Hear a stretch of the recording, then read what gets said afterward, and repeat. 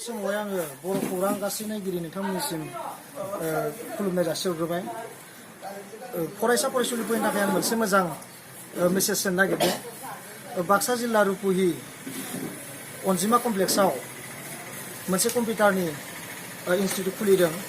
बिथांमोना बे खुलिनायनि गेजेरजों फरायसा फरायसुलिफोरनि थाखाय मा मोजां मेसेज होनो नागिरदों आं बिथां खुलिनाय नबिन बसुमतारी बिथांमोनाव आङो सोंनो नागिरदों बेनि सोमोन्दै। कम्पिउटार इनस्टिटिउट खुलिदों, बेवहाय नोंथांमोना फरायसा फरायसुलिफोरनो बेनि गेजेरजों नोंथांमोना मा मेसेज होनो नागिरो?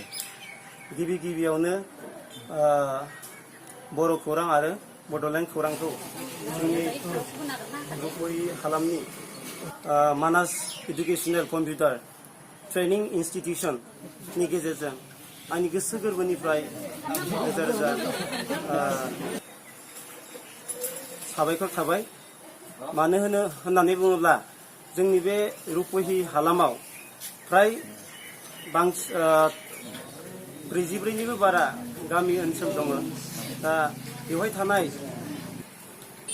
गासै फरायसुला फरायसुलि आरो फरायखांनानै ओरैनो थानाय गोबां बेखार सेंग्राफोरनि थाखाय बेवहाय जोङो मोनसे गोनोखो मुगानि मोनसे कम्पिउटार फोरोंनाय मोनसे इन्स्टिटिउसन जोङो आखायाव लादों।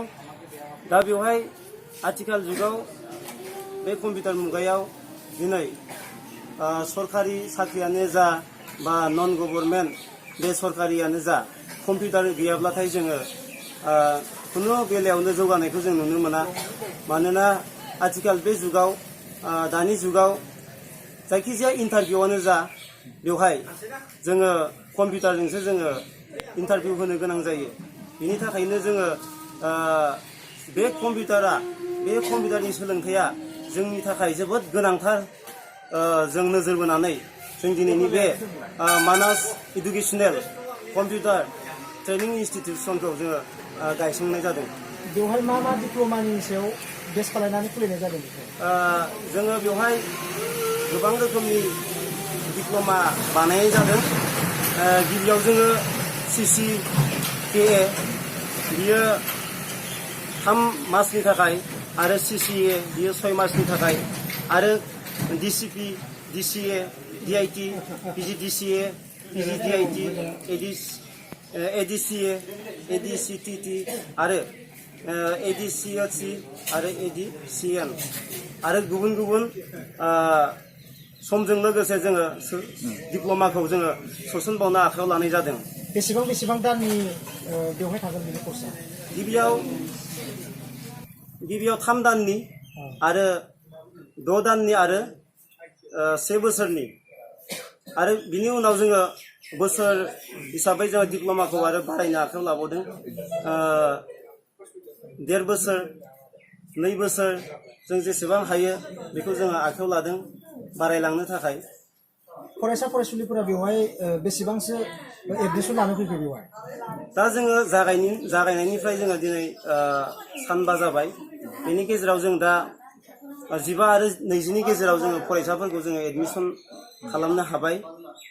दा बेवहाय जोबोद गोजोननाय मोनदों फरायसा फरायसुलिफोरा दिनै जोंनि रुपुहि ओनसोलनिफ्राय गोजान जायगायाव थांनानै किसुमान गोरिब न'खरनि सुबुंफोरा बा जोङो एसेबां गोजानाव हान्था मेलानि थाखाय खस्थ'नि थाखाय दिनै थांनो हायैनि बेलायाव गोबां फरायसाफोरानो दिनै बेवहाय कम्पिउटार सोलोंनो थाखाय दिनै खाबु मोनाखैमोन।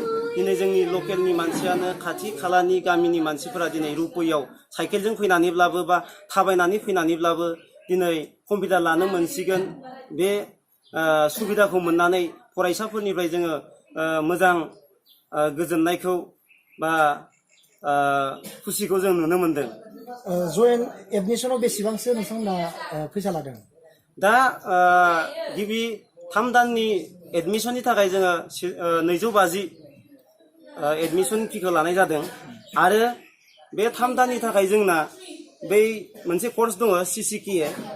बे CCKA आव जोङो 250 लादों आरो गासै बेवहाय 3 दाननि जोंनि रेजिस्ट्रेसन फी टिउसन फी सार्टिफिकेट फी गासै टटेल खालामना जोङो गासै 1500 लानाय जादों दा बे 1500खौ जोङो 3 दाननि गेजेराव जोंनो होबानो जागोन आरो मोनसे सुबिदायाव जों बेखौ होनो सानदों मानोना फ्राय जोंनि बर' न'खरफोरा गोरिब नालाय दिनै मोनसे लिमिट गैया टारगेट गैया मानोना मास मोनसेयावदि जोङो 500खौ होथारनांगो बा 700 होथारनांगो बिदि जों खालामाखै एडमिसननि उनाव